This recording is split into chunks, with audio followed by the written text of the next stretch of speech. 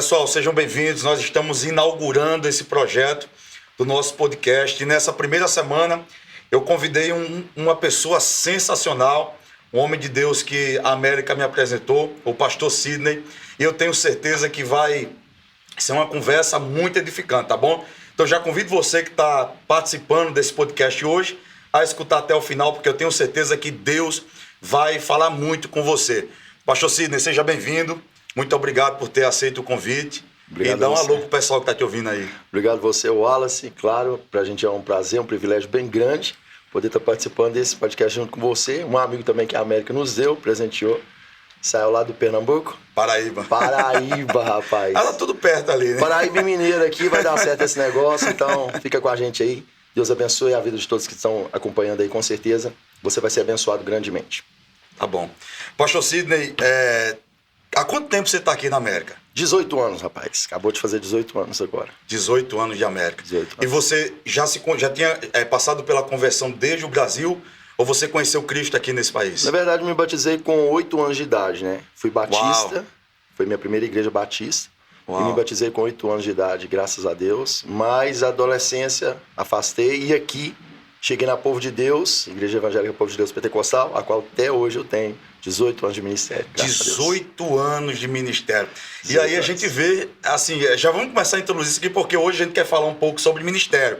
Né? Pastor Sidney é um pastor jovem, e ele foi ordenado ao ministério jovem também, né, pastor? Também. E você colocando lá, acho que aos 27 anos, né? Aos 25 anos. E 25 anos, e assim, as pessoas elas não querem passar por esse período do processo. Você falou que você está há 18 anos na mesma igreja, né? E eu sei que você foi presbítero antes de ser pastor. Fui presbítero. Né? Serviu naquela igreja e hoje serve como pastor, sendo liderado pelo pastor Walser, que é um pastor sensacional, eu tive a oportunidade de conhecer e de pregar algumas vezes lá na igreja onde você pastoreia junto a ele. E assim, isso me impressiona, porque aqui na América as pessoas são muito volúveis. Né? As pessoas, assim, quando elas passam por uma crise, um problema dentro da igreja, elas movem de lugar. E eu aprendi uma coisa, meu amigo, eu aprendi que quando a gente move de lugar sem resolver a pendência que a gente tem no lugar de onde a gente saiu, aquele problema caminha com a gente. Exato. Né? A gente só muda de ambiente, mas não muda o problema. Então, assim, eu já quero te dizer, cara, parabéns por você ter persistido, porque 18 anos no mesmo lugar, na mesma igreja, com as mesmas pessoas, não é fácil. Sim. Mas você tem mostrado, né, através desse testemunho de vida que você tem, que é possível. Yeah. É possível a gente vivenciar esses problemas dentro da igreja, superar e permanecer. Então, lá você hoje pastoreia junto ao pastor Walser. No ministério hoje eu sou co-pastor e sou vice-presidente do ministério também. Né? É uma longa jornada, mas eu sempre falo isso, Wallace, e sempre quando eu tenho a oportunidade de falar sobre isso, todo propósito ele tem um processo. Sim, uau. Então, para você alcançar o propósito, você tem que suportar o processo que você está passando. Yes. Então, para você que está ouvindo aí, com certeza você tem um propósito de Deus na sua vida, você tem um foco, um alvo, Ninguém está aqui por acaso. Todo mundo tem algo para alcançar, tem um objetivo na vida. Então, para você alcançar, seja qual for a área da sua vida, você tem um processo para você viver, cara. Sim. Nada vai ser fácil, nada vai vir de bandeja. Você tem que aprender a suportar. A Bíblia fala para a gente suportar uns aos outros. E igreja, ministério é isso.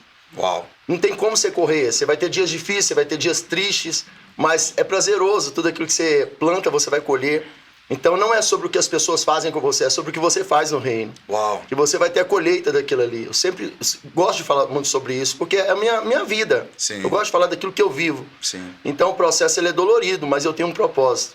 E eu vejo a cada dia eu me aproximando mais e mais do propósito que Deus tem reservado para mim. O salmista disse que aquele que lança a semente andando e chorando voltará com certeza. Essa é a minha esperança. Colhendo seus molhos. Então, assim, você me fez lembrar de um texto bíblico que eu amo muito, que é Gálatas capítulo 4, versículo 1. Paulo diz que enquanto o herdeiro é menino, é imaturo, em nada ele é diferente de um servo, ainda que seja senhor de tudo. Tudo que é dele, enquanto ele amadurece, tem que estar na mão dos outros, e o pai fica esperando ele amadurecer para dar. Sim. Então, Paulo está falando de algo espiritual, de maturidade espiritual, porque tem muita gente que é herdeiro, né? Sim. Tem uma herança de Deus, tem um chamado, tem um propósito, mas é menino. é imaturo. E não pode assumir isso porque não está pronto, porque não decidiu amadurecer. Você passou por um processo de 18 anos para hoje estar liderando junto ao seu pastor, sendo vice-presidente do ministério. Então nem todo mundo suporta isso. Eu tenho uma pergunta para te fazer, porque foi uma coisa que eu passei. Eu não sei se você viveu, mas você foi ordenado ao ministério pastoral antes de casar com a missionária Michelle ou depois que casou? Não, depois. Depois que você casou. A minha igreja, meu pastor, ele veio da Assembleia de Deus, então ele tem as doutrinas da igreja e a parte litúrgica da igreja, tudo isso. Ele respeita isso, né? E também ele tem esse cuidado de ministérios, principalmente pastoral, o homem ou a mulher ser casados. Sim. Então a gente zela por Cada isso. igreja tem a sua doutrina e a gente precisa, né, respeitar isso. Mas, para quem não sabe, o pastor Sidney é casado, ele tem uma esposa que é cantora, missionária Michelle, tem 3 filhos, né? Que eu fico lá vendo, às vezes, no Instagram, 3 filhos que, graças a Deus, são saudáveis, são alegres, né? Seus filhos são uma bênção, pastor. Eu admiro muito sua casa, sua família. Obrigado, e que Deus continue guardando vocês, né? Mas, então, eu passei por esse processo de ser ordenado ao ministério, não estando casado ainda. E assim, sabe, Sidney, eu passei muitos problemas por causa disso, porque já tinha toda aquela barreira de ser jovem, que foi o que você viveu, e além de não ser casado naquele momento, isso criou uma rejeição muito grande em mim. Sim. Isso criou uma rejeição muito grande em mim. E mesmo você sendo casado, mas sendo jovem, como é que você se via quando as pessoas olharam para você e disseram: o Sidney agora é pastor, e tendo 25 anos, como você se sentiu quando você passou por esse sentimento de rejeição? Porque a gente passa. Exato. Alguém deve ter olhado e ter dito: não, mas eu tô aqui, né? Eu tô aqui há tanto tempo, há tantos anos, e por que o Sidney com 25 anos é pastor? Como você se sentiu quando isso aconteceu com você? A primeira coisa que eu pensei foi: rapaz, eu não fui chamado para isso. Né, que dá aquela crise na gente da identidade. Você acha que você não pode, porque você tem alguém, um líder acima de você, que você olha e fala: eu não sou igual. A gente tem alguém que a gente espelha e fala: rapaz, eu nunca vou conseguir ser igual, não vou conseguir chegar ao nível dele. Então todas as pessoas que eu olhava e falava: rapaz, eu não vou conseguir ser igual a essa pessoa. Só que eu aprendi que ninguém ele se faz um pastor da noite pro dia. E quando eu recebi esse chamado, recebi essa proposta, meu pastor falou comigo, eu quero te ordenar, eu pastoreio. Quando eu assustei, eu falei: rapaz, você vê isso em mim? Ele falou: rapaz, você já é isso. Porque um pastor, ele não se torna da noite para o dia, você já vem com aquela caminhada de ser um pastor. Então eu já olhava e falava tudo aquilo que ele me mostrava, abria meus olhos, porque às vezes parece que os nossos olhos estão vendados, mediante aquilo que a gente está vivendo, diante do processo, igual eu acabei de falar. E quando o propósito chegou, parecia que era surreal para mim, porém ele me mostrou que eu já estava vivendo aquele propósito. Uau. Eu já estava aconselhando, eu já estava cuidando de ovelhas, já fazia visita pastoral. E esse é um trabalho de um pastor, né, de cuidar das pessoas. E graças a Deus, eu vejo uma graça de Deus sobre a vida de quem pastoreia. Como a propósito da sua vida, você falou sobre você ser solteiro. Porém, desde eu te conheci solteiro aqui nos Estados Unidos. E vi a graça de Deus na sua vida. Então, sobre a graça não se discute. Quando Deus escolhe alguém para ser, Deus vai fazer. Não, e assim, para mim isso não é a regra. Eu penso assim, se você tá numa igreja onde ela segue uma linha doutrinária, você tem que respeitar. Muito tempo eu conversei com minha esposa sobre isso, porque ela veio da Quadrangular. Sim. Você é de Valadares, né? Sou de São João do Oriente. É perto lá, pertinho, né? Ela veio da Quadrangular lá em Valadares. E tipo assim, ela tem uma dificuldade, eu prego muito em Assembleia de Deus, você sabe, a gente é assembleando, o jeito de pregar, a gente vai falar sobre isso aqui. Mas o nosso jeito, o nosso jeito de pregar é um jeito assembleano, a gente é espontâneo, nós somos pentecostais, eu sou pentecostal, já quis correr disso. Eu queria pregar igual o David Leonardo, mas não dá pra mim. Também, cara. Isso não funciona pra mim. E assim, ela tinha um pouco de dificuldade de entender quando a igreja tinha uma certa doutrina, a igreja tinha um certo uso e costume. Sim. E muito tempo eu conversei com ela e falei: vida, a gente tem que entender que tem pessoas que precisam congregar numa igreja assim. Exato. Sabe, talvez para ela estar firme em Cristo, ela precisa estar numa igreja onde o pastor, sabe, pastor Sidney, esteja um olhar mais próximo nela. Sim. Né? Às vezes um conselho que seja um pouco mais duro. Eu não estou falando um homem controlador, porque isso é coisa de ditador. Sim. Mas que tenha um olhar um pouco mais firme. Olha, você veio de um mundo complicado, de uma vida complicada. Vigia, se policia, toma cuidado com a forma como você anda, como você fala, o que veste. Então, assim, eu respeito. Se Deus plantou aquela pessoa ali, ela vai frutificar ali. Não é para mim. A minha mentalidade é outra. Talvez eu já estou em outro nível de maturidade, você também. Sim. Mas tem pessoas que precisam estar num ambiente assim. Sim. E eu respeito. Também. Né? Então, assim, você falou algo aí muito interessante. Você falou que antes de ser ordenado ao ministério pastoral, você já tinha o ofício pastoral. Exato. E eu acho isso extraordinário. Sabe por quê, Sidney? Porque Deus não chama quem está parado. Yes. Deus só chama quem está trabalhando. Perceba que Deus ensinou Davi a reinar cuidando de ovelhas no pasto. E a Bíblia diz que eram ovelhas malhadas, né? Eram ovelhas rejeitadas, eram as piores ovelhas. Sim. Então, ele já estava fazendo alguma coisa. Quando Samuel, né, chega até a casa de Jessé para ordená-lo, para ungí-lo, Davi já estava pastoreando. Yes. Todos estavam em casa, talvez desocupados. Mas Davi estava no pasto trabalhando. E foi esse a quem Deus escolheu. Né? Então, você foi levantado porque já fazia. Sim. Já existisse em você. E você falou uma coisa extraordinária, que quem está ouvindo aqui, se pegar essa chave, isso pode virar algo na sua mente aí agora. Porque você falou assim, que... você falou que você sempre vai estar aprendendo no ministério pastoral. Né? Você falou assim, mas eu não estou pronto, eu não consigo. Mas, na verdade, a gente nunca vai estar pronto. Yeah. Perceba que existem 5 ministérios, né? O profético, o evangelístico, o apostólico, o de mestre e o pastoral. Né? O apóstolo vai, lidera, mas não está ali, não fica preso à igreja. Yes. Né? O profeta vem, profetiza e vai embora. O mestre vem, ensina e vai embora. O evangelista vem, evangeliza, prega e vai embora. Mas o pastor não. O pastor fica. O pastor está ali lidando com os problemas da ovelha, lidando com pessoas. E se existe uma coisa que transforma a gente, pastor Sidney, eu aprendi isso com a vida, são pessoas. Yes. A gente sempre vai estar aprendendo alguma coisa. Então, assim, mesmo você sendo casado, essa barreira você não viveu como eu vivi, mas você era jovem, né? Exato. E assim, eu cheguei a pastorear uma igreja por alguns meses, quando eu tinha 19 anos. Uau. E tinha um casal de 62 anos. Ele tinha 62, ela 61. E assim, eles tiveram muita rejeição comigo, porque eles olhavam para mim e diziam assim, como esse menino vai ter alguma coisa para me ensinar? Ele não é casado, ele é novo, ele é imaturo, ele tem dado de ser meu neto. Né? E assim, por muito tempo eu me travei, mas aí eu entendi em mim ao que você falou. E essa palavra é chave na vida daquele que anda com Deus. Identidade. Como você, não o Sidney, não o Sidney pessoa, mas o Sidney que tem um ministério, o Sidney pastor. Como você descobriu sua identidade em Deus? Rapaz, é uma coisa muito peculiar. Eu sempre ouço testemunhos de cada um tem seu testemunho de vida. E, tipo, quando você tá habituado naquele cenário que você tá vivendo ali, você já tá fazendo todo esse ofício que você faz de pastoreio, que você tá implantado já naquilo ali. Uhum. Então, quando você passa a olhar para aquilo ali e fala, rapaz, eu sou isso aqui. Uau. Eu me identifico com aquilo que a Bíblia diz que eu preciso de ser, com aquilo que Deus diz, porque nós recebemos, nós acreditamos na palavra profética, também naquilo que a Bíblia, no registro da Bíblia Sagrada sobre as nossas vidas, nós sabemos quais são os ofícios que nós precisamos de ter como pastor. Então, quando a gente passa a ver a nossa identidade com aquilo que a Bíblia está exigindo de nós como pastores, nós observamos e falamos, rapaz, eu já sou isso aqui. Então, nós começamos a aceitar aquilo ali mediante aquilo que a Bíblia já diz, que é aquilo que nós precisamos de ser para ser um pastor. Então, eu não vejo num pastoreio, como muitas pessoas dizem por aí, sobre esse fardo que muitas pessoas carregam sobre os seus ombros. Eu sempre falo isso, eu sei que eu vou ter que ter minhas renúncias para poder viver aquilo que a Bíblia exige de mim. Porém, jamais eu coloco um fardo sobre um pastoreio, sobre a rejeição de algumas pessoas. Me perdoe, mas se não tá bom pra você, procura outro.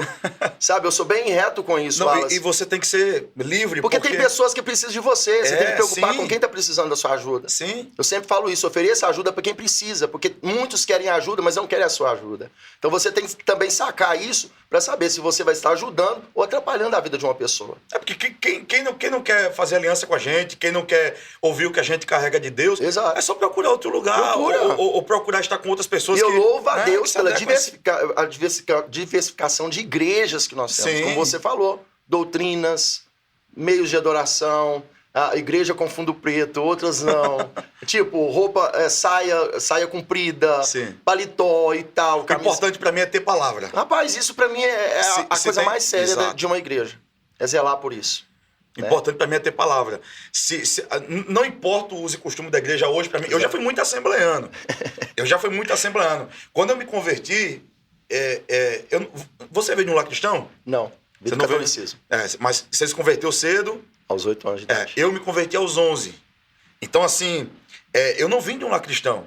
Minha mãe era espírita kardecista, meu pai católico, e minha mãe separada do meu pai desde os 7 anos. Então, tipo assim, a minha conversão foi através de uma irmã chamada Neide. Eu morava, Sidney, era incrível. Eu morava do lado do centro espírita kardecista. Nada contra os kardecistas que estão ouvindo aqui esse podcast, tá? Deus abençoe sua eu vida. tô falando de um testemunho pessoal meu e da minha fé que eu tenho hoje. Exato. E tava aqui o centro espírita que a minha mãe frequentava. Morava num bairro muito pobre, chamado Bairro dos Novais, lá em João Pessoa, né, que é a cidade onde eu venho. E aqui estava o centro espírita kardecista, aqui estava a minha casa, e a minha casa era conjugada com a casa da irmã Neide. E ela sempre me chamava, vamos para a igreja. O Senhor falou comigo que tem algo com você, vamos para a igreja. E ela assembleiana, como a gente fala assim na Paraíba, do pé roxo. Aquela assembleiana fervorosa. E ela sempre orava por mim. E um dia ela colocou a mão na parede da minha casa e ela foi orar pela minha família. O Senhor falou assim para mim, não ore pela família, ore por ele. Uau. Ela me contou, hoje ela faleceu, ela dorme no Senhor, né? E ela está com Cristo e ela faleceu de um câncer na mama. Nunca pregou num púlpito, pastor Sidney. Nunca subiu num púlpito. Nunca pegou no microfone. Mas ela ganhou para Jesus um homem que alcançou nações. Rapaz, o céu vai ser cheio de surpresa, Uau. tá vendo aí? Né? Ela não está mais aqui na terra, mas ela deixou sementes que hoje frutificam na minha vida. Uau. Então, para você que está ouvindo esse podcast, a semente que você plantou nunca será em vão. Yes. Você está plantando para a próxima geração colher. Yes. Não é assim, pastor Sidney? Exatamente. Então, assim, ela colocava a mão lá na parede, orava por mim, e através da minha vida Deus começou a alcançar a minha casa. Uau. Então eu fui para aquela igreja e eu muito, né, eu mergulhei fundo, né, e me tornei extremamente assembleano, dormia de calça social e meia, só orava gritando, Deus, em nome de Jesus, liberta minha mãe. E por muito tempo a minha mãe criou até uma rejeição disso, porque Sim. eu apresentava um Jesus meio ignorante para ela, meio gritalhão, meio bravo, sabe? Eu nunca disse a ela, mãe, Jesus te ama, mas eu dizia, mãe, você vai para o inferno. Uau. E eu tive que começar a ser modelado por Deus e começar a amadurecer para entender isso ali. Mas, tipo assim, pelo fato da gente ter conhecido o Cristo tão jovem, eu acho que isso vai nos ajudando no processo de formação da nossa identidade. Com certeza. Concorda? Com certeza. Você concorda? Então, assim, eu fico feliz quando eu vejo uma pessoa como você, como a Michele, que tem 3 filhos que estão crescendo na igreja. Teve uma cena com seus filhos lá, que no dia que eu preguei, que me chamou muita atenção, né? O mais novo e a sua menina foram para frente, começaram a chorar e quebrantados. E eu falei, uau, né? Essas crianças não vão precisar passar, né, pastor Sidney? O que eu e você enfrentamos. Sim. Por não termos tido esse princípio cristão dentro do lar. Né? As pessoas me perguntam assim, você é filho de pastor? Você já ouviu essa pergunta? Com certeza, sempre. Não houve essa pergunta? Porque as pessoas que estavam vendo você agora, não Sim. agora, e acreditam que o cenário da sua vida todo você cresceu nesse ambiente. Porém, não. É o que eu acabei de falar. Ninguém vira de uma noite para um dia, tem um processo em toda a nossa história, toda a nossa jornada. E eu acho isso lindo, maravilhoso, porque é um diamante bruto, o Senhor pule em nossas vidas e... Não. Ele chama, né, pastor? Não tem como, rapaz. Ele chama as coisas loucas desse mundo para confundir as águas. Exatamente. Porque eu falo assim, por exemplo, Deus nos trouxe esse país, né, tem nos levantado por misericórdia. Você é um pastor que prega em tantos lugares aí. Eu tenho também, Deus tem me levado em alguns lugares. E as pessoas falam assim, nossa, mas quem te colocou nessa porta? Sim. Né, como é que você parou aqui? Sim. Como você pregou naquela igreja? Exato. Né? Porque no Brasil há uma cultura muito assim, né? Se você é filho de pastor, você vai ser o próximo pastor presidente da igreja. Né? E a gente vem de um lugar improvável. E sim. Deus, ele através da nossa vida, né, ele mostra que ele ainda escolhe improváveis nesse tempo. Exatamente. Né? Assim como você é improvável, eu sou improvável, e nós viemos de casas improváveis. Então, assim, por um lado, eu entendo que foi complicado, talvez, para a gente não ter vindo de um lar cristão, sim. Mas o fato da gente ter conhecido Jesus tão jovem e ter caminhado com ele assim, sim. Isso forjou a nossa identidade. Yeah. Eu acho lindo isso quando eu me deparo com alguma pessoa que é mais velha do que eu. Eu tenho 35 anos, você é mais novo. Sou mais novo que você.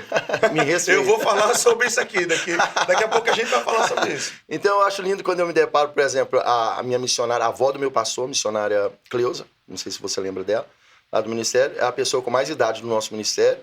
E tipo, o respeito que ela demonstra à minha pessoa, Uau. como pastor, ela sempre... Rapaz, ela arrancava lágrimas em mim, toda vez que ela tinha a oportunidade de falar algo comigo, ela me arrancava, fazia minhas lágrimas cair por falar do tamanho respeito que ela tinha com a minha pessoa. E eu cresci ali, na verdade o meu caráter foi forjado ali na Povo de Deus. 18 anos eu cheguei com 17 anos de idade, ainda na adolescência. Então eu aprendi tudo isso que eu sei ali, né? Eu não desfaço jamais a Igreja Batista, que fez parte da minha história. Sim. Né? No meu período de adoração, porque na verdade a Igreja Batista a gente dedicava muito ao estudo da Bíblia, claro, mas o louvor era mais forte, a pegada... O worship começou lá, O worship era mais forte pra gente. Então, Diante do Trono, Ana Paula Valadão, era nosso foco. Todo mundo queria fazer parte Diante do Trono, era o nosso objetivo. Aí o pastor Sidney canta, tá, gente? O homem... Tanto assim, não. O homem canta, o homem prega, o homem é pai, marido, pastoreiro, profeta. Mas isso faz parte da nossa jornada. Então, quando eu observo que alguém vem e fala isso tudo pra gente, cara, eu amo elogiar as pessoas, eu amo honrar quem tem honra. Eu acho isso tão lindo quando a gente respeita o ministério de uma pessoa que está à frente da gente, ou que está andando do lado da gente, igual eu sempre falo isso e vou sempre dizer, como eu admiro a pessoa do Wallace. É um menino novo e tem um ministério, rapaz. Isso pra gente tem que ser exemplo de vida e a gente tem que ter essa aliança com pessoas que têm o mesmo foco que você. Sim. Eu sempre falo isso. Então, quando as pessoas chegam para mim falando, rapaz, você é mais novo do que eu, porém eu vejo em você uma responsabilidade, eu tenho um respeito por você, rapaz, isso meu coração, assim, desfalece todo de saber de tamanha responsabilidade nas nossas costas, mas as pessoas olham pra gente e entendem que nós somos um menino de idade, porém nós somos homens maduros na fé. Não, eu acho que você falou tudo. Yes. Eu penso assim, eu tenho essa convicção comigo, maturidade não tem nada a ver com idade. Nada. Né? Há uma frase que a gente ouve por aí que nós conhecemos meninos de 40 e homens de 20. Né? Então, assim, eu acredito, Sidney, que a maturidade não está na idade que a gente carrega, e sim no comportamento que a gente decide ter. Sim. Né? E sim nas decisões que a gente decide tomar. Exato. Então, eu nesse período de ministério, eu pude conhecer pessoas que já passaram dos 40, que são tão imaturos, são tão imediatistas, são pessoas que não pensam antes de falar, sim, sabe? Não pensam antes de agir. E conheci pessoas que são mais novas do que eu, mais novas do que você, que são pessoas extremamente maduras, observadoras, sim, falam pouco, não falam de ninguém, sabem a hora de entrar, sabem a hora de sair. E eu acho isso extraordinário, porque para mim, maturidade é decisão. Exato. Você precisa decidir ser maduro. Maturidade não é uma coisa que você estala o dedo assim e fala, vem maturidade. Sim. Não, é uma decisão. Você precisa decidir ser maduro, independente da idade que você carrega. Exato. Então, isso é extraordinário, porque por muito tempo a igreja, você sabe disso, a igreja por muito tempo definiu o chamado de alguém pela idade que ele tinha. Exato. Né?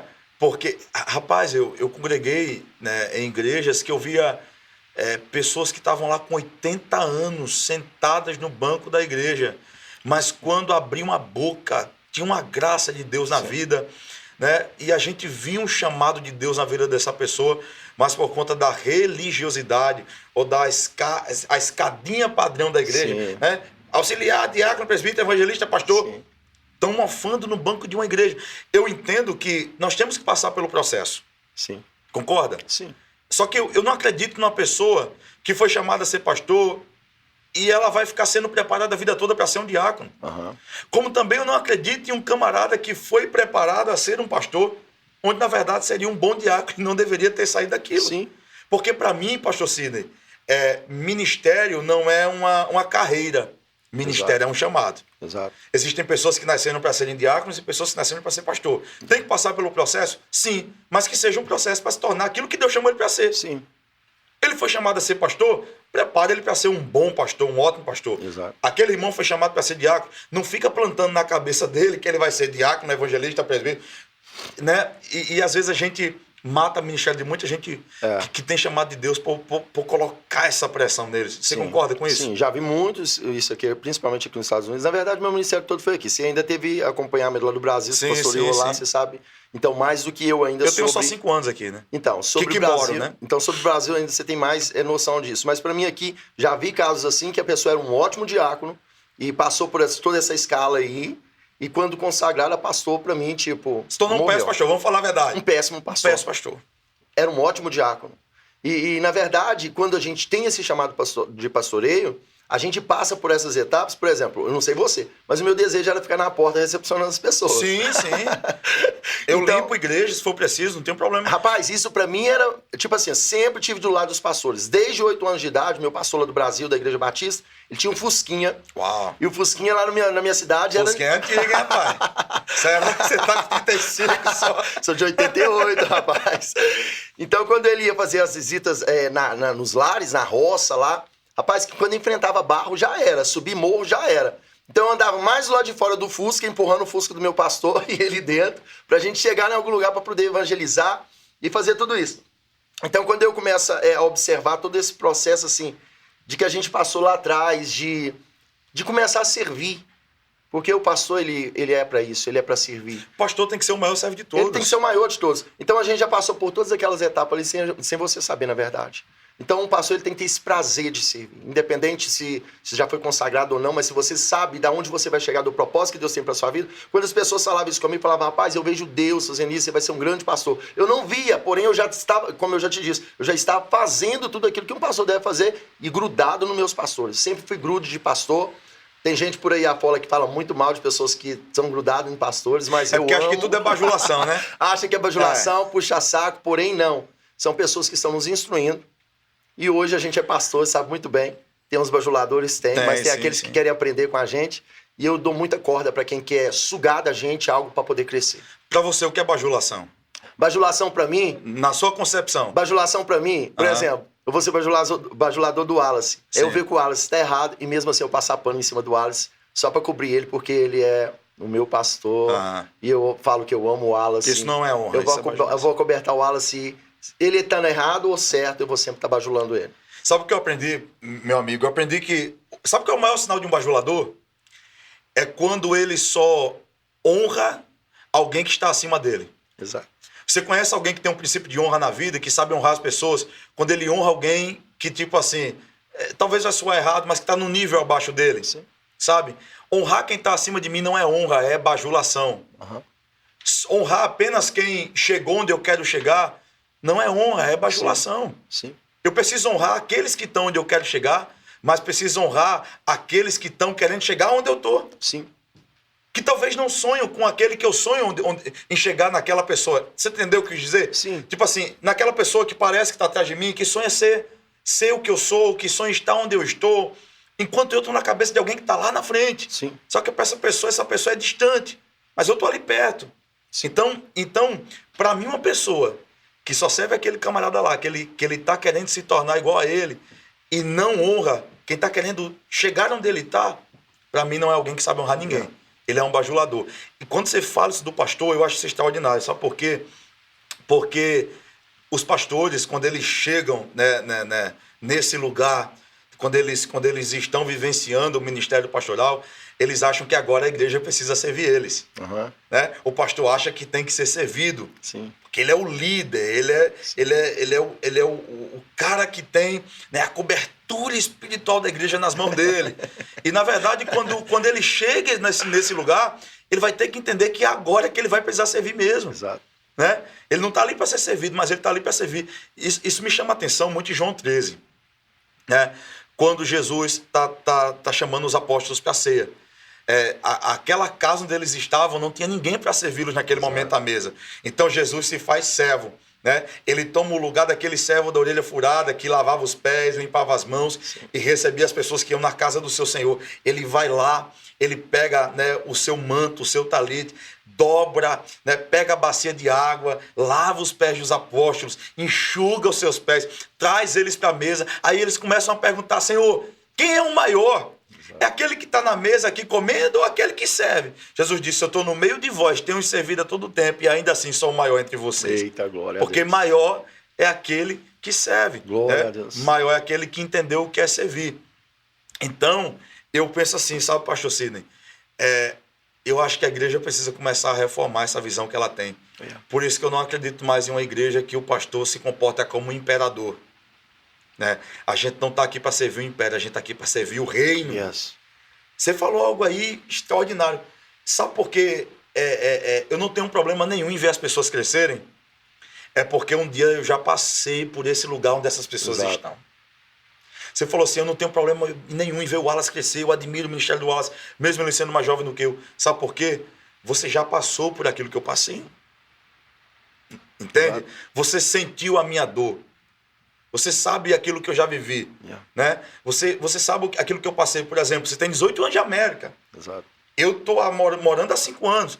Você já enfrentou aqui coisas que eu ainda vou enfrentar, que eu nem imaginei passar ainda. Sim.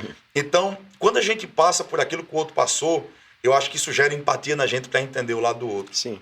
Né? Então, assim, esse podcast é seu. Você pode falar, tá, gente? Esse podcast não é meu, não. É nosso. Esse podcast aqui é nosso. Eu vou falando, tu sabe que eu falo demais. Tamo junto. Eu gosto de falar. A Aline fala assim, Wallace, você tem que diminuir o tempo que você prega. Você tá demorando muito. Tamo junto. Fala o quê? Quando vai vindo, a gente, né? Exatamente. Isso é muito Exatamente. bom. Falar de Jesus é muito bom. Falar de Deus é muito Yeah. bom. Então, meu amigo, eu louvo a Deus pela sua vida. Glória a Deus. Por você ter esse entendimento e por você querer que as pessoas voem, né? Vão além. Sim. Eu não tenho problema nenhum. Eu não vou mentir para você. Eu já tive essa dor de ver alguém pregar melhor do que eu, de ver alguém... Quem nunca? Eu já tive essa dor. Crise ministerial é normal. Mas aí entra a maturidade. Exato. E entender quem nós somos. Sim. Né? Entender quem nós somos. Você já passou por isso? Crise ministerial. Você já passou por isso? Essa crise de identidade? Acredito que você nunca vai encontrar uma pessoa que chegou num propósito e você fala assim, uau, fulano tá... Rapaz, ele é de olhar e falar, ele é um espelho para mim.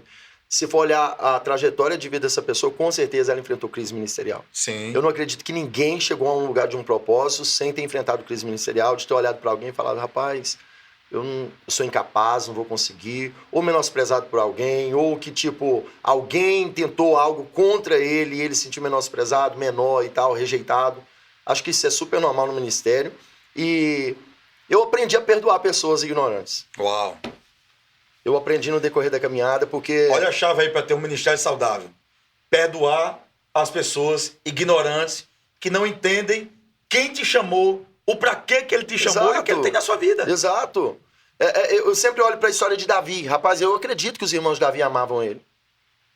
O fato de eu não suportar uma pessoa que está na minha frente ou que vai alcançar algo maior do que eu, não quer dizer que eu não amo. O negócio é eu aceitar quem está na minha frente. Eu acredito que na casa de Jessé os irmãos amavam. Porém, quando começaram a perceber aonde Davi estava chegando... Uau. Você sabe que eu acho que onde é que virou a chave da inveja na casa de Davi? E eu também posso acreditar que a Bíblia não diz, mas eu posso acreditar. São irmãos, né? São da Sim. mesma família. Mas eu acho que a inveja virou no coração de Eliabe porque Samuel causou isso. Ele olhou para Eliabe e disse assim, certamente está diante de mim o ungido do Senhor. Então, quando Deus frustra Samuel e diz, olha, não atendes a aparência que eu conheço o coração, eu escolho segundo o coração.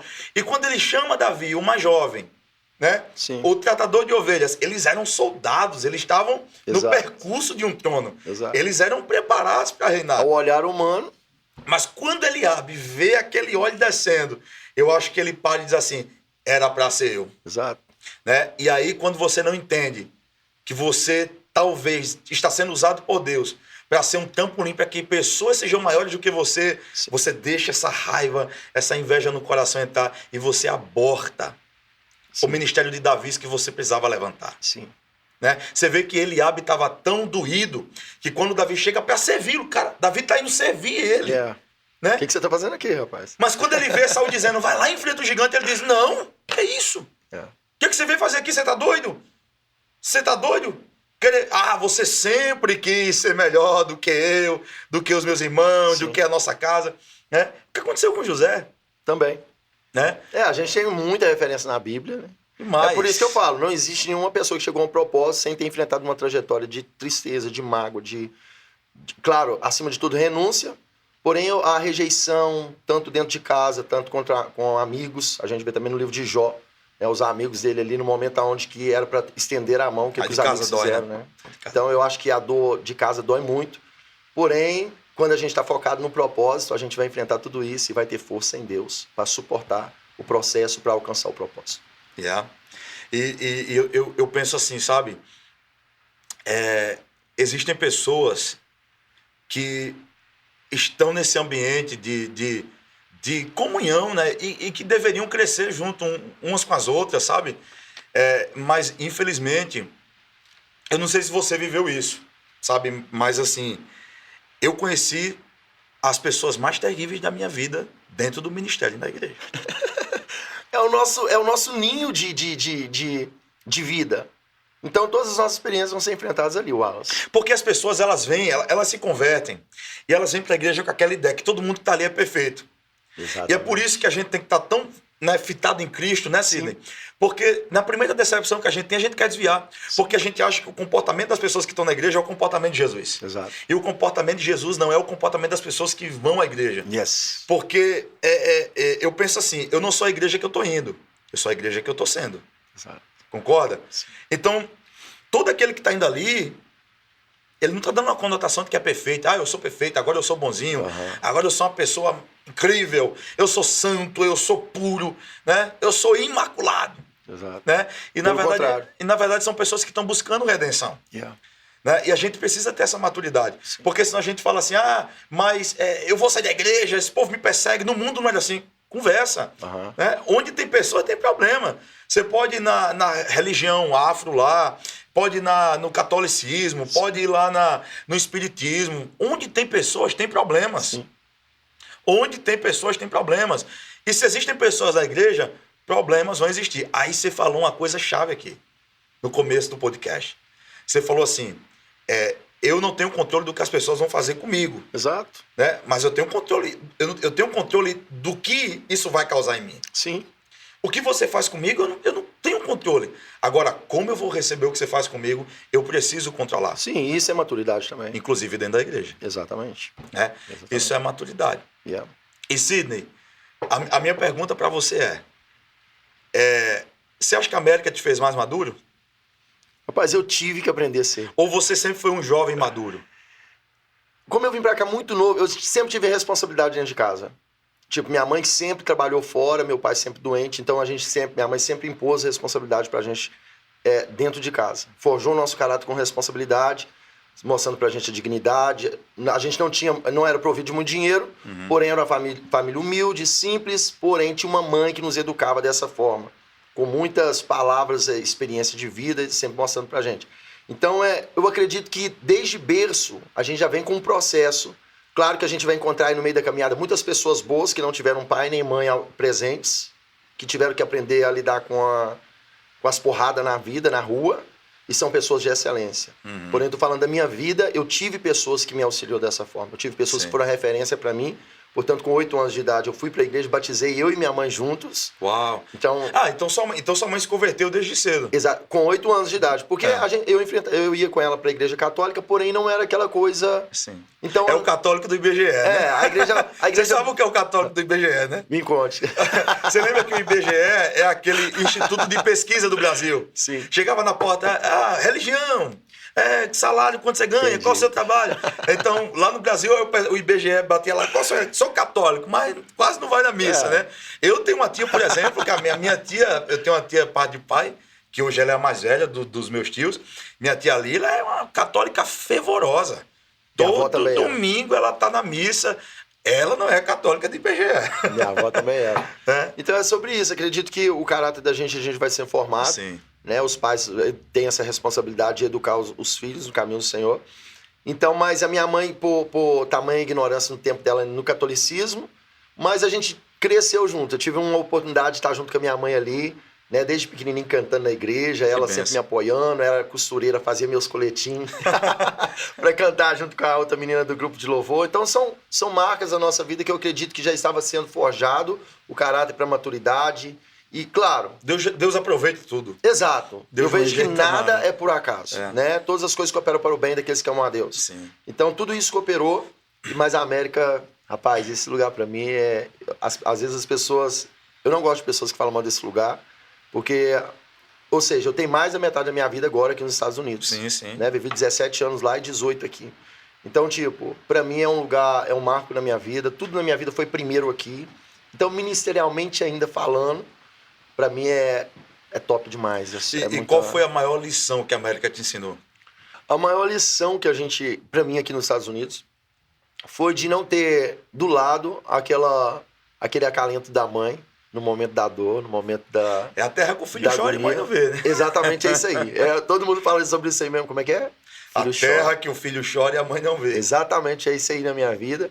Porque com 17 anos eu cresci vinculado com minha mãe ali, como eu já falei aqui, bem familiar. Quando eu cheguei aqui, minha irmã morava aqui nos Estados Unidos, vim pra dentro da casa dela. Porém, essa vida de América, você sabe como é que é. E ainda um menino de 17 anos que pensou em vir para ter uma Eclipse, que na época o carro que vinha na mente da gente era Eclipse, de conquistar uma Eclipse, de ter uma namorada americana e tal, arrumar um dinheiro e voltar pro Brasil, comprar um casão. Era um sonho de América de um menino de 17 anos, que é super normal isso. Porém, a gente vai aprendendo muitas portas são fechadas.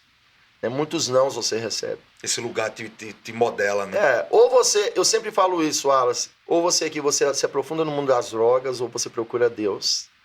Eu não vejo uma pessoa bem de vida, bem de mentalidade, uma pessoa que tenha leveza de tudo, de alma, de espírito, uma pessoa que está no meio muro.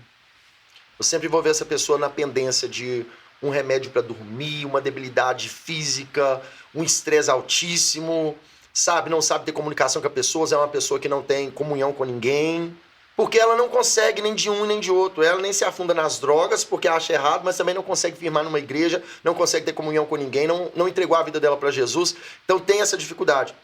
Então, para mim, essa dificuldade de encontrar muitas coisas que para mim eram novidades, porém eu me deparava sozinho, falava, poxa, quem vai estar comigo? E a minha irmã ainda bem leiga na fé, mas a igreja me deu esse suporte, né? Os meus pastores me abraçou, eles conseguiram ver em mim. A igreja aqui tem um trabalho, né, muito poderoso nessa questão de abraçar, de receber, de ajudar. Eu vou te falar uma coisa, as pessoas falam assim, vem ser missionário na África. Mas ser missionário na América é muito fácil. Meu amigo, pastor Sidney, eu estive em Londres. Sim. 2 vezes. E eu nunca conheci um lugar onde existiam pessoas tão frias como aquele lugar. O céu totalmente nublado, você não vê sol naquele lugar. Uau. As pessoas extremamente depressivas, um índice de suicídio imenso, né? Eu tive em Portugal. As pessoas não gostam de se socializar. Aqui na América, o que a gente mais vê são jovens, né, que estão afundados nas drogas. Eu estive em São Francisco e quando eu vim a primeira vez na América, eu vim pregar e fui embora. 2017, 18, não lembro mais ou menos o ano agora. Mas na TV passava todos os dias uma pessoa se jogando daquela Golden Gate. Sabe? Então, assim, aqui na comunidade brasileira, o índice de depressão no meio do nosso povo aqui é absurdo. Exato. Né? A gente, eu falo assim, eu falo isso muito com a Aline. Eu tô com muita vontade de ir no Brasil pregar. Porque o ambiente do Brasil é outro, sabe? Parece que as pessoas vão mais felizes, mais dispostas a cultuar. Aqui, a gente precisa ter um pouco de paciência, porque as pessoas trabalham muito, elas chegam no culto um pouco mais cansadas, elas estão sem família. Eu vou dar um exemplo de mim, eu não tenho ninguém aqui. Eu conheci a minha esposa aqui, casei, eu não tenho um primo aqui. Sim. Sabe? Então, se eu não tivesse Deus, e se eu não tivesse o apoio da minha igreja, né, que quando eu cheguei eu fui recebido, e se eu não tivesse desse apoio, eu não estaria aqui. Eu louvo a Deus pela vida de um pastor que foi quem me pastoreou aqui, o pastor Bruno. Sim. E quando eu quis ir embora, pastor Sidney, ele olhou para mim e falou assim, você vai voltar a ser quem você era? Uau. Você vai voltar para o mesmo lugar? Você precisa enfrentar, cresce, amadurece. Yes. E eu rompi, eu disse, não, eu preciso prosseguir. Se Deus me deu essa palavra, eu vou permanecer. Então não pense você que está vendo esse podcast que ser missionário, fazer a obra de Deus aqui nos Estados Unidos é fácil. É extremamente difícil. Esses pregadores que vêm aqui e eles vão pregar aqui nas igrejas aqui da América, eles falam, nossa, é muito difícil pregar aqui, hein? A gente tá pregando, soa e não acontece nada. No Brasil você nem faz força para pregar. Exato. Eu falo, são demônios diferentes, ambiente diferente, principados, pessoas diferentes. Sabe uma coisa que eu percebi aqui? Eu não sei se você percebe isso. Podcast é teu, eu já falei, você pode falar. senhor. Fica à vontade, deixa eu falando só não. Então assim, meu amigo, sabe o que eu percebi? Quando a gente tá no Brasil, a gente vai expulsar um demônio de alguém, a gente fala assim, sai em nome de Jesus. E a gente declara e o demônio já sai quebrando tudo na igreja. Aqui tem pessoas que estão há 10, 15 anos endemoniadas dentro da igreja e não são libertas. Porque parece aquele... Não é aquele demônio que possui ela que parece que possui aquele demônio. Ele está na mente. Ele está aqui oculto na mente. E ele não sai porque aquela pessoa não dá permissibilidade para isso acontecer. Sim. Sabe? Diferente do Brasil, que o demônio se manifesta e toma o corpo e sai quebrando. Aqui ele fica influenciando a sua mente. Sim. Né? Porque as pessoas aqui emocionalmente estão frágeis e espiritualmente estão muitas vezes caídas. Sim. Porque o trabalho, o dólar, a falta de dependência de Deus faz ela esquecer que ela tem uma vida espiritual que precisa ser nutrida, cuidada. Você vê, eu acho que às vezes até a dificuldade financeira que as pessoas passam no Brasil facilita dela estar buscando a Deus. Exato. Né? Tipo assim, eu preciso buscar... Eu preciso orar, eu sou dependente de Deus, né? A gente vê aquelas irmãs simples do chinelinho havaiana, que a única coisa que tem para fazer é buscar Deus. Né? Aqui não, aqui você se ilude muito com aquela coisa do eu tenho dinheiro para ir no mall e comprar um Louis Vuitton, comprar o que eu quiser. Trabalhei uma semana, eu comprei um iPhone. Sim. Né? Eu comprei um carro novo, todo ano eu troco de carro, porque aqui eu tenho crédito. A facilidade, né? Então... as pessoas acabam perdendo essa dependência de Deus. Elas se tornam autodependentes. E isso é um grande perigo. Né? Você teve que lidar muito com isso aqui, quando você começou a lidar com o Ministério Pastoral, com pessoas que estavam doentes na alma. Até hoje, né, a gente vê muitas pessoas assim. São pessoas que não reconhecem que está no nível afundado, dentro de uma igreja. Muitas pessoas religiosas demais. Muitas pessoas que espiritualizam tudo e não aqui consegue. Tem muita gente muito espiritual, um nível muito elevado que a gente não consegue entender. Deus só fala com ele ou com ela. Então a gente não consegue entender. São pessoas que dedicam uma vida de oração, porém eu não vejo. Eu vou falar um negócio aqui. Para quem tá me vendo. Corre dessas pessoas que dizem que Deus só fala com... Deus falou comigo. Toda hora elas estão dizendo, Deus falou comigo, Deus me disse isso. Parece que Deus só fala com elas. Corre dessas pessoas. Sabe por quê? Ainda que Deus dê uma porção de graça, de revelação para uma pessoa, Ele nunca vai mostrar tudo a essa pessoa. Porque Deus não divide a sua glória com ninguém. Deixa eu te falar uma coisa, você que está vendo aqui, quem é espiritual não precisa estar gritando espiritualidade. Exatamente. Eu não preciso estar dizendo que Deus me mostrou isso. É porque Deus falou comigo, é porque Deus... Sabe? Quem Deus mostra não precisa falar que Ele mostrou, só vai lá e diz o que Ele disse. Eita! Concorda? Com certeza. É sobre isso. Então, às vezes, as pessoas se habitolam muito nesse sentido. Né? Ficam muito habitoladas. E eu confesso que eu tenho dificuldade, até mesmo de conversar com pessoas que são habitoladas na fé. Uau! Eu tenho dificuldade quando a pessoa... Porque nós temos essa percepção. Eu acredito que quem anda no Espírito vai entender as coisas espirituais. Carnal não vai entender a gente, não vai discernir a gente. A própria Bíblia diz isso, que o espiritual ele vai entender, ele vai discernir. Então, quando eu começo a discernir alguma coisa assim, eu falo, rapaz, isso não vai dar em nada. Porque a pessoa já está tão habitolada, ela já acredita tanto, ela já criou uma tese, uma teoria para aquilo ali que ela carrega.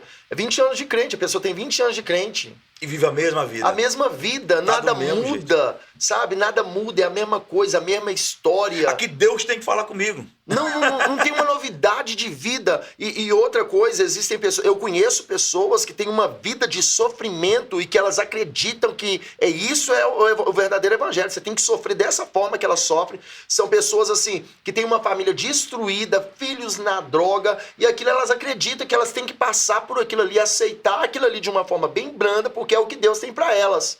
Rapaz, se você não levantar sua cabeça e começar a agir com essa fé que você tem, com imposição de mão e orar e acreditar que Deus vai mudar, só que tem gente não, que já entrou na teoria da normose. O que é normose? A patologia da normalidade. Não é normal isso. Só que a pessoa acredita que é necessário passar por isso. Uau. Ela já criou essa tese na mente dela. Não, porque muitas das vezes tem referência ainda. Não, conheço uma irmã que é de oração e tal, pobre, tal. A vida dela é assim. E não aceita quem hoje está andando numa Range Rover, que comprou um carro, e começa a julgar uma pessoa, Isso é muito uma verdade. pastora que está andando com a Louis Vuitton, com a bolsa da Prada, com o iPhone 14 Pro. Então começa a julgar porque ela não acredita nessa teoria da prosperidade, que abrange uma plenitude de Deus na nossa vida, porque quando a gente adquire essa maturidade espiritual, nós vamos entender que essa plenitude de Deus ela é para alcançar todos. Agora, se tem algumas pessoas que são bem mais remuneradas com dinheiro e outras não, isso não também diminui a alegria de servir a Deus daquela pessoa que está lá com chinelinha havaiana, e a gente está aqui com a bolsa da Louis Vuitton, com a bolsa da Prada. Isso não faz diferença, porque aquela pessoa ela está enxergando Deus de uma maneira extraordinária e ela sabe os limites dela, sabe de onde Deus tirou, aonde Deus colocou e o que Deus tem reservado para ela, nos limites que ela tem vivido. Então isso é ser grato ao Senhor também pelo arroz e feijão que a gente está comendo hoje, pelo miojo que eu já comi aqui nos Estados Unidos e 10 camarinas de ovos. Eu e a Michelle já enfrentamos essa fase. Uau. Porém, a gente hoje sabe comer a nossa picanha e dar graças a Deus por aquilo que Deus tem dado pra gente. Então, são momentos, são processos da sua vida, porém Deus espera de você também uma atitude. É porque, assim, quem nos vê agora não sabe o caminho que a gente trilhou para chegar ali. Exato. Né? Assim, eu vivi coisas na minha vida, lá na Paraíba, em João Pessoa, assim, de eu não ter dinheiro para comprar um desodorante. Imagina. Eu já tive vergonha que eu já fui para culto sem ter um desodorante para usar. Uau. Entende? E o irmão Wellington uma vez chegou no carro e falou assim, pastor, toma esse desodorante. Eu fiquei com a vergonha. Mas assim, sabe, hoje eu uso um perfume... Eu vou ficar falando, mas que eu não gosto de ficar... O povo acha que a gente... Né? Mas ele usa Paco Rabanne. Eu gosto do Chanel, eu gosto de um perfume bom. Mas assim, eu já passei pelo período de usar aquele... Lembra aquele água de cheiro da Natura? Aquele perfume que era... Quem nunca? Aquele perfume que era álcool puro, sabe? Então assim, quem vê você agora não sabe a rota que você trilhou para chegar onde chegou. Sim. Ninguém sabe que eu já usei terno de pessoa que morreu e uma irmã foi lá e doou o terno do marido dela falecido. Ninguém sabe que eu usava aquele perfume lá da Natura que era cheio de álcool, não tinha cheiro de nada. Sim. Ninguém sabe que um dia eu fui para um culto sem ter dinheiro para comprar um desodorante. Sim. E um dia desse eu estava no culto e assim, eu nunca tive tanto hater na minha vida como ultimamente. Oh. O Instagram começou a crescer de uma forma assim que eu não esperava. E eu comecei a ter constância. Em um mês eu chego a postar 200 conteúdos. Sim. No feed. E acompanho, sou fã número 1. E eu comecei a postar. Aí um dia eu postei um vídeo que viralizou sobre o processo de José, citando todo o processo que ele enfrentou da cisterna ao governo. E entra um cara no comentário e fala assim, quem esse cara acha que é para estar falando de processo com esse blazerzinho arrumado e esse terno, com esse blazerzinho arrumado e esse relógio importado? Quem esse cara pensa que é para falar de processo? Ou seja, um cara que não me segue, um cara que aparece do nada no meu Instagram, eu abri o perfil do camarada lá, nem crente o cara é, entendeu? Não conhece o meu processo, não sabe o que eu vivi, mas se acha no direito de julgar o meu presente sem conhecer o meu passado. Se acha no direito de julgar o que eu estou vivendo sem saber o que eu vivi. Sim. Se acha no direito de julgar o meu propósito sem conhecer o meu processo. Então, quando você abrir a boca para julgar a vida de alguém, isso é uma coisa que eu não faço e que eu te aconselho a não fazer, mas se isso acontecer com você, se você chegar a julgar alguém, procura saber de onde ela saiu e não julga onde ela chegou. Yes. Essa é a chave. É assim que eu penso. Cada um tem uma história. Cada um tem. Respeita a minha história, que eu respeito a sua também. Exatamente. Né? E eu aprendo muito sobre isso com a história de cada um. Eu amo ouvir testemunho. Para mim, igual você está falando sobre o testemunho da sua vida, para mim, vou guardar isso para sempre, porque eu aprendo com isso. Você sabia do meu testemunho? Eu nunca tive uma... Tô ouvindo agora. Como o seu também. Né? E é por isso que eu falo, conheça a história da pessoa antes de criar qualquer pré-julgamento sobre ela. Né? Porque aí entra a parte da empatia. Sim. Você ser empático com a pessoa que você tá né, perto dela ali. Não julga ela sem conhecer a história dela. Sim. Senta, conversa. É aquilo que a gente fala lá na Paraíba. Come primeiro um bocado de cuscuz com a gente, né?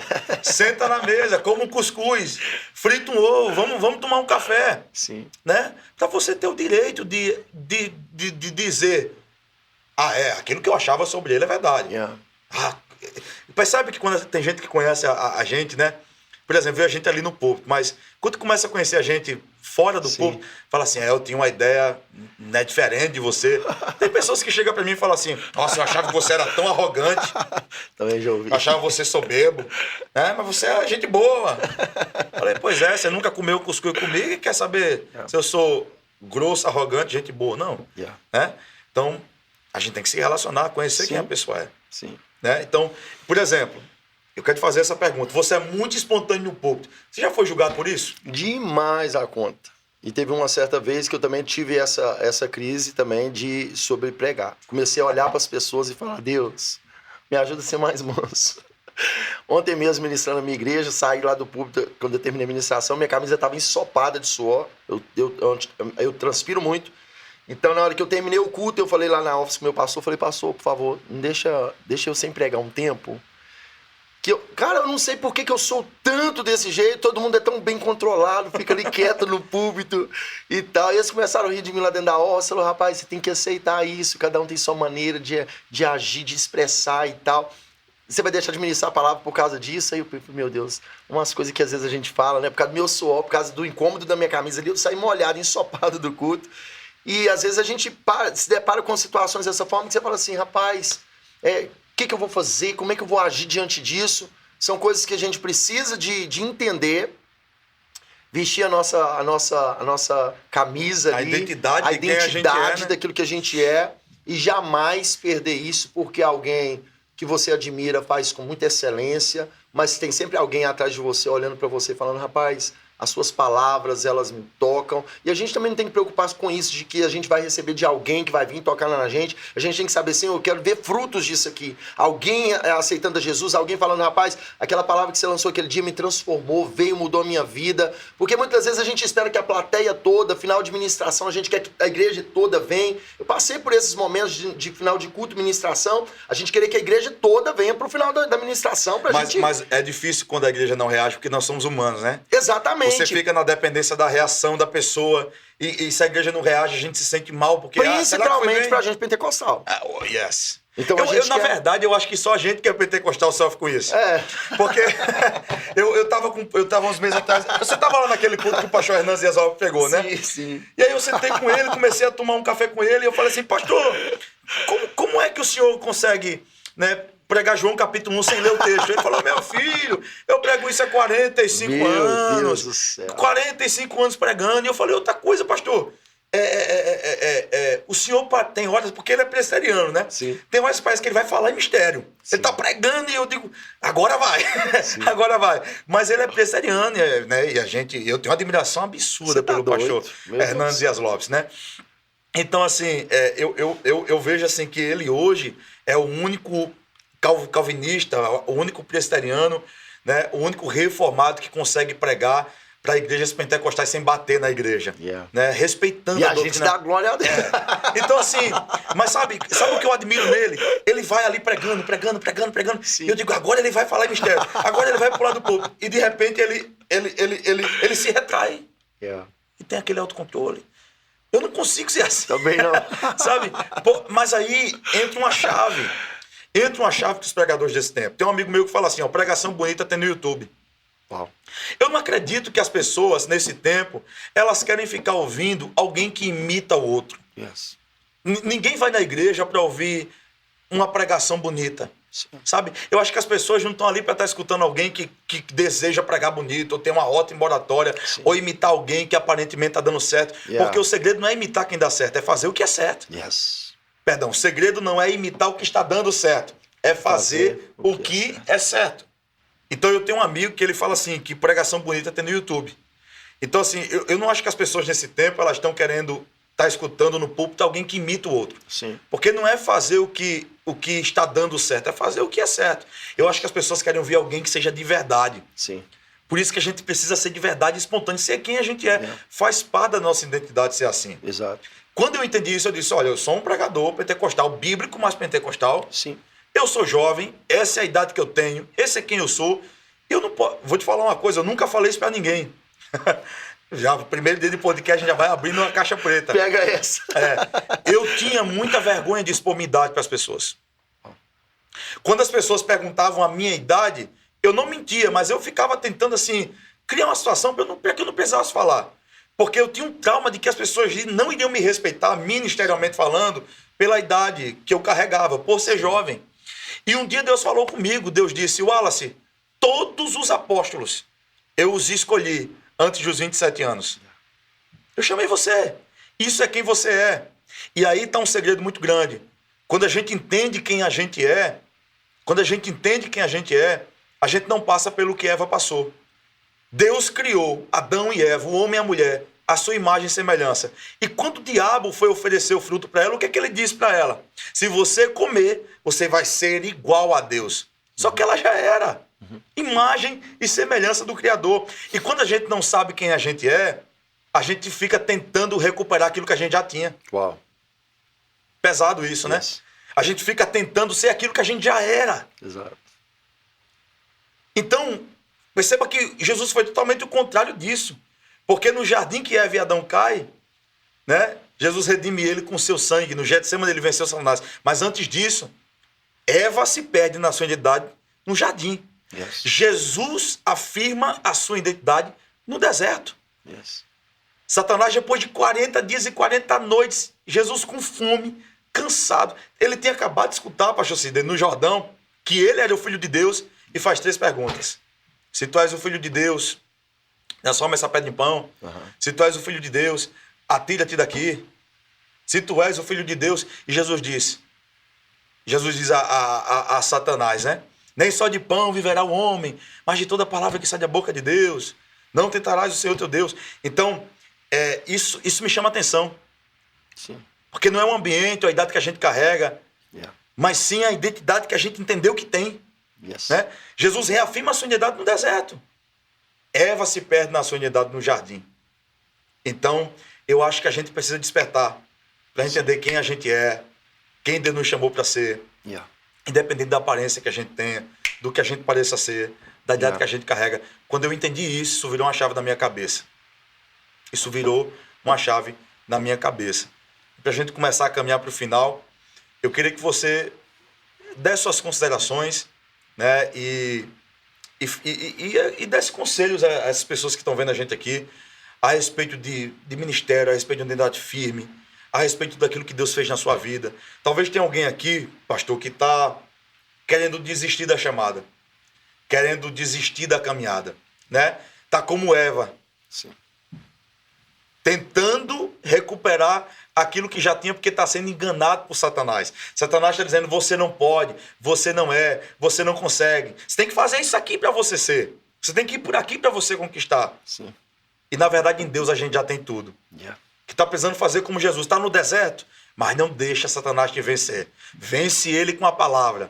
Sim. Mostra que você é o Filho de Deus que o Senhor falou que você é no Jordão. Se levanta, se ergue. Então, deixa aí o que você quiser falar para a gente encerrar, de conselho para que as pessoas sejam fortalecidas e possam se erguer hoje. Vou deixar para a gente finalizar 2 Pedro 3,18, que é minha hashtag, eu preciso ser melhor. Crescer na graça, no conhecimento, na sabedoria do nosso Senhor Jesus Cristo. Para mim, essa tem sido meu lema, tenho carregado isso e tenho ministrado muito sobre isso, da gente crescer.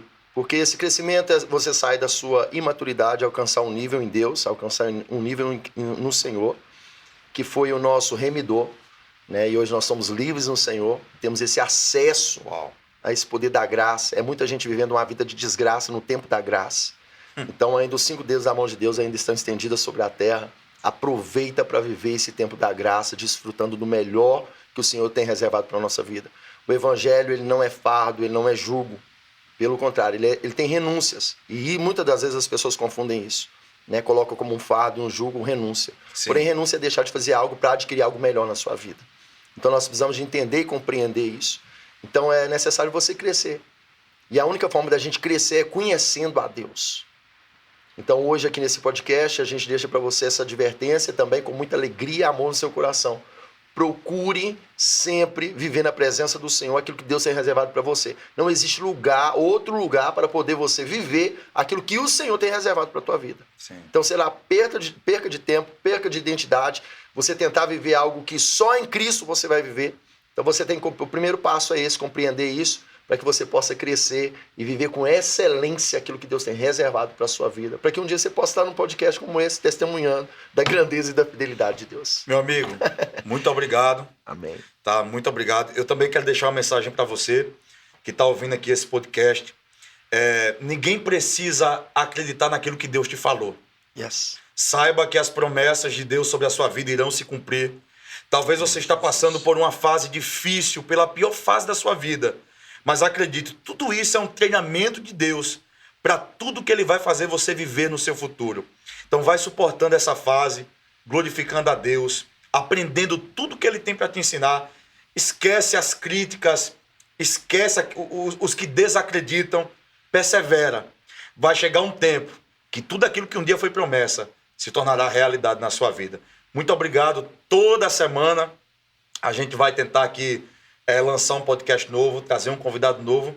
E quem sabe o pastor Sidney vai estar oficialmente comigo aqui, nós dois juntos aqui, fazendo esse podcast, né? Meu amigo, obrigado. Eu te agradeço por você estar aqui, participando desse podcast comigo. Deus continue te abençoando. Foi muito proveitoso, foi muito bom.